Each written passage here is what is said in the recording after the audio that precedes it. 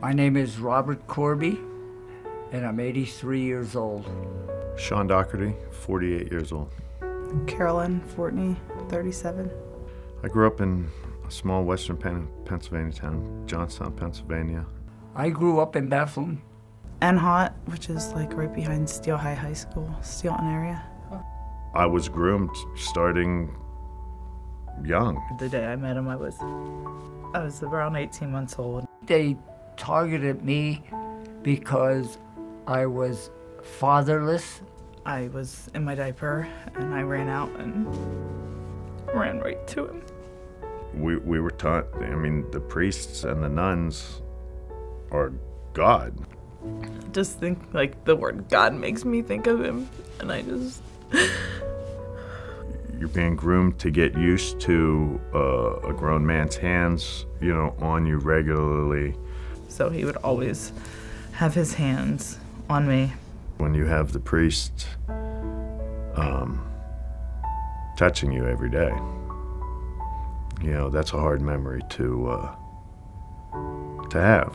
The first thought of an erection that you have in your life is by the hands of the priest. All of a sudden, he was gone. Father Karchik in my 8th grade year was just up and moved with no notice, no anything.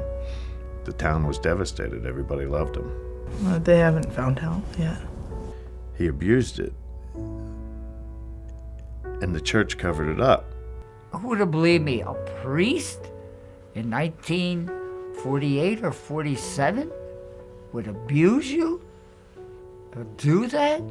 Never heard of such a thing because they covered it up. It doesn't ever go away. It has an effect on you for the rest of your life. And I'm a survivor. This is not a vendetta against the church. We're called survivors for a reason. These are people that these priests ruined their lives, and they still, at 83 years old, still affects them. I just feel like my whole life has been a lie. Has absolutely destroyed me.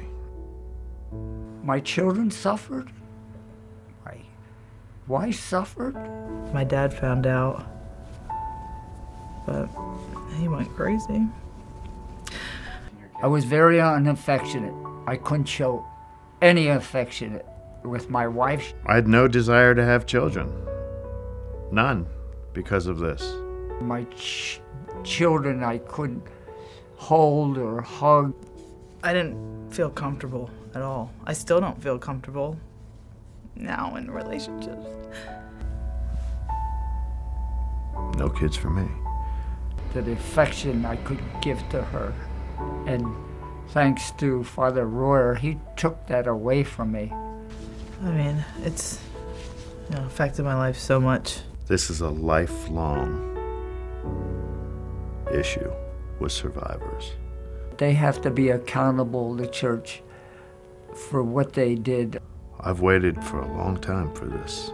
I think this report's gonna help people who don't have a family, because they're gonna know that there's a lot of people out there now that believe them and are behind them.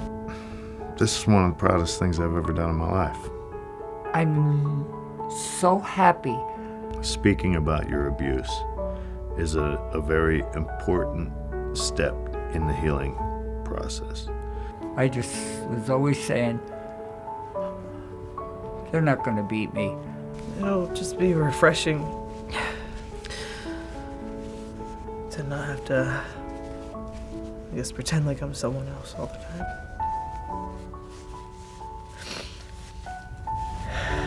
It's very lonely,